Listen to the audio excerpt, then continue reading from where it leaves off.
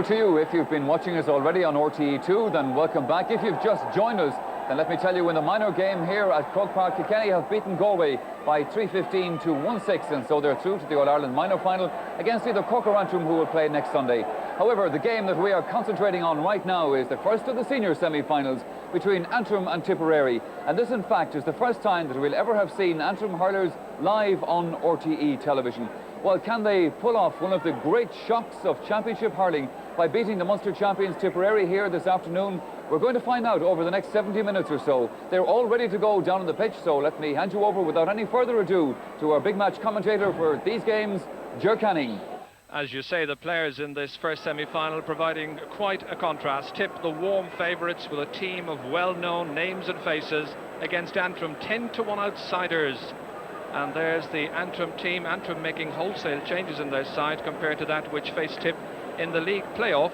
4 players were dropped following that match, while only 6 players, including the goalkeeper, fill the exact same positions. Championship newcomers include cornerback Declan McKillop, centre forward Kieran Barr, and Ulcan McFetridge. He plays at top of the left. But Tip, the warmest of favourites on a beautifully warm, sunny summer afternoon. And the Tip team, let's take a check on that. Tipperary omit Seamus Gibson from their full back line and recall John Heffernan, who recently completed a 3-month suspension. Pat Fox has recovered from injury and takes up his usual berth at corner forward, while Pat O'Neill, who was substituted in the Munster final, returns to the squad. He wears the number 15 shirt and captains the side.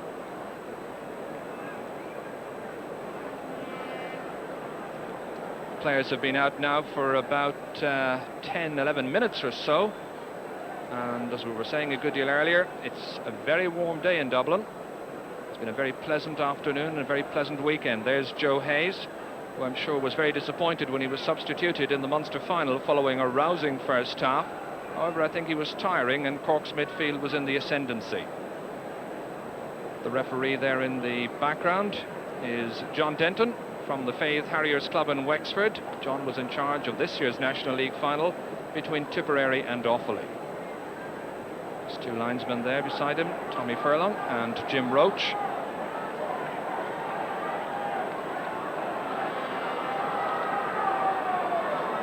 And as you can see here, it's a packed Hogan stand. It's a fine panoramic view. Tickets hard to come by. And everybody looking forward to a marvellous afternoon's sport.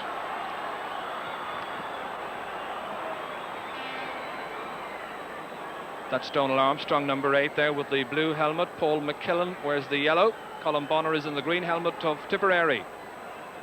Jim Denton still waiting, checking the watch. Waiting to come up to 2 o'clock. Tip are confident, they're in very determined mood. Antrim are hopeful. And you'll see the statistics on the various players coming up from time to time.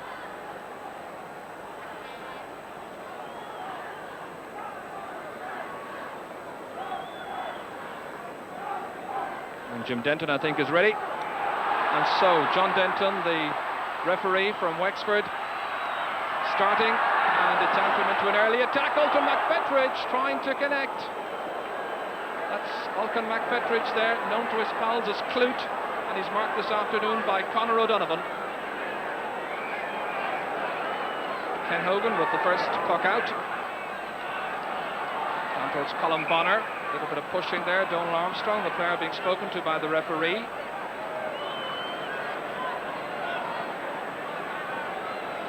It presents Tipperary with this chance of getting the opening score. So it's Paul Delaney, the Ross Cray man. Scored 3 points against Cork. And that's tailed away. He's usually one of the deadliest of finishers from a place ball. Great little left out back. Ryan Donnelly, the player who's forward. Puck out by Niall Patterson, taken here by Kieran Barr. Hoping to push Antrim into an early lead, takes the foul. And the referee says he holds on too long. gives the free to Tipperary from back there on the 20-metre line.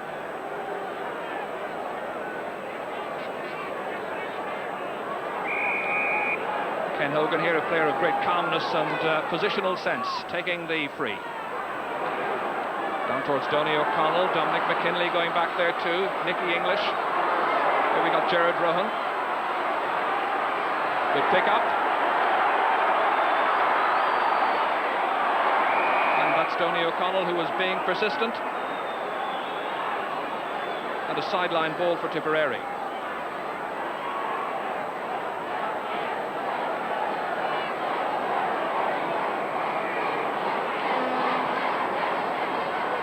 Joe Hayes taking the sideline cut, not such a good one. Paul McKillen gets it out, but straight back to Hayes, and we still await the opening score.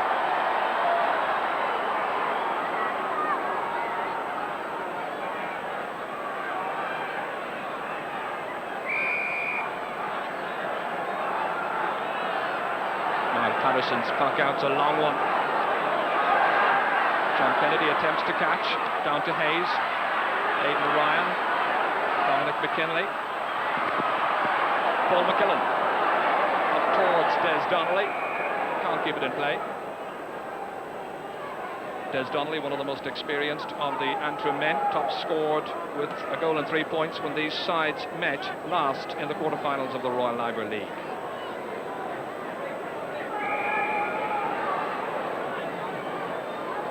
John Heffernan back from a 3-month suspension to take the sideline cut. A good one too, straight through the centre towards Donny O'Connell. Cut out, however, by Donald Armstrong, son of Kevin Armstrong, a great Antrim player of the 40s. Away by Heffernan. Good catch by Terence McNaughton. McNaughton marked Nicky English when these sides met in that league quarter-final.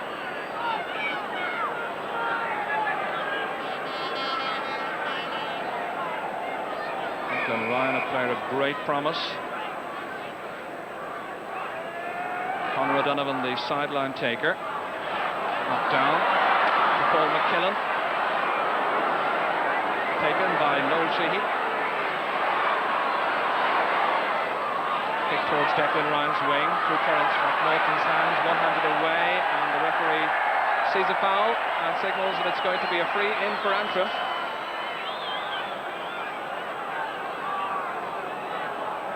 Paul McKillen will be the taker. He was an all-star replacement in the US last May.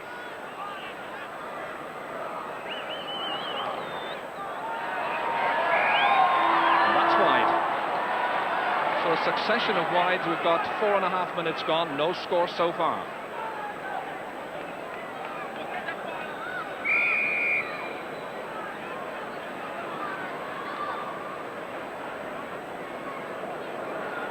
James McNaughton can't hold it and runs on to Donny O'Connell here, challenged by Dominic McKinley. And still the target work is very, very poor. Strange, so many misses.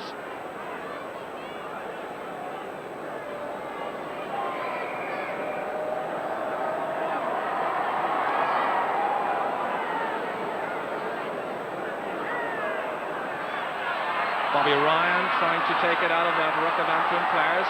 Fergus McAllister is the number 12.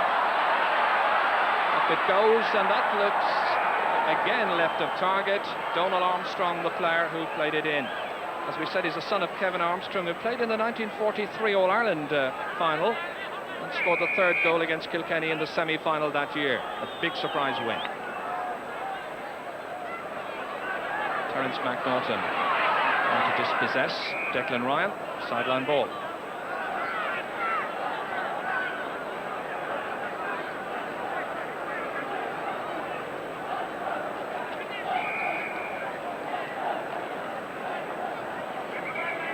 Terence McNaughton ready to take the sideline ball, one of 8 Macs playing in the Antrim team this afternoon, with McKillop, McKinley, McKillen, McAllister, McFetridge and 3 McNaughtons.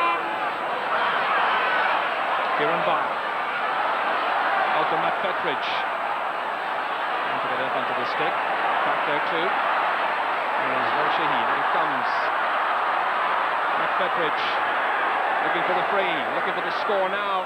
The little chip drops short. Des Donnelly trying to get it back. Fergus McAllister here, he was tackled high and fouled, and that's going to be a free in, so this now should be the opening score surely.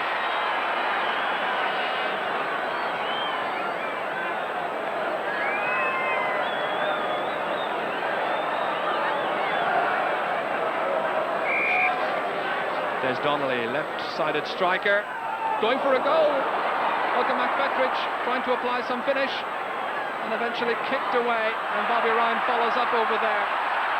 Well, was that the wisest course of action by Des Donnelly? Here he is again, trying to make amends. Again it goes low, and it trickles harmlessly across the face of Ken Hogan's goal. So would you believe it? We're now into the 8th minute and still no score.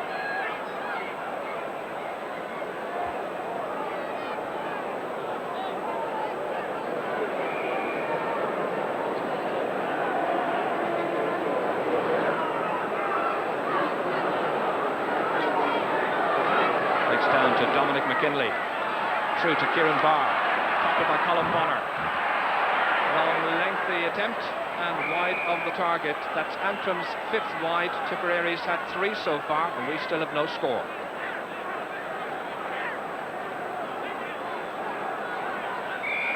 Ken Hogan, whose dad is late father indeed, Hughie Hogan, refereed an All-Ireland semi-final 35 years ago. Down by Dominic McKinley. Through it comes towards Pat O'Neill, trickling through to Nicholas English. Can English now apply some finish here? Tackled in there. And it goes out over the end line for a 65. The tackle coming in there by Declan McKillop. English is injured. Marking was slack. English had a yard, and watch for the left corner back coming in late, tackling decisively, and it trickles out over the end line. Surely he's a match winner, if ever there was one. Always expected, of course, that Nicholas English will produce some little bit of magic. Terence Donnelly, his marker. Paul Delaney, having missed an earlier 65, drops this one completely short, didn't hit it properly. But it comes down to Declan Ryan, getting it on the left-hand side, he tops it. A nervous start by Tipperary. They were expected to be the masters, and that's by James McNaughton, whipped out of defence, down towards Kieran Barr. Loose marking outside, that's Brian Donnelly, younger of the 2 Donnelly brothers, from the 45-metre line, and there we have the opening score at last. It's taken 9 minutes and 15 seconds to produce, but Antrim have gone into a 1-point lead. Well, I think after a season in the First Division, playing in the Royal Ivor League Division 1, they will be a much better and much fresher looking side.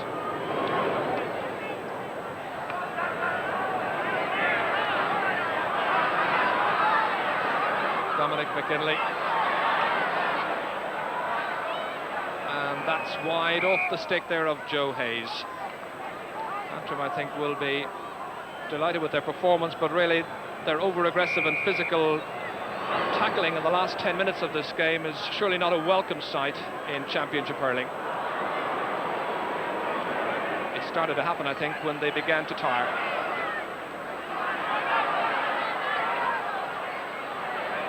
Jared Brogan point around John Leahy, fouled, and a free which midfielder Paul McKillen will get ready to take. This one will surely be dropped in with just 15 seconds of actual playing time remaining. Into the goalkeeper's arms, held in there. You can't tackle the goalkeeper in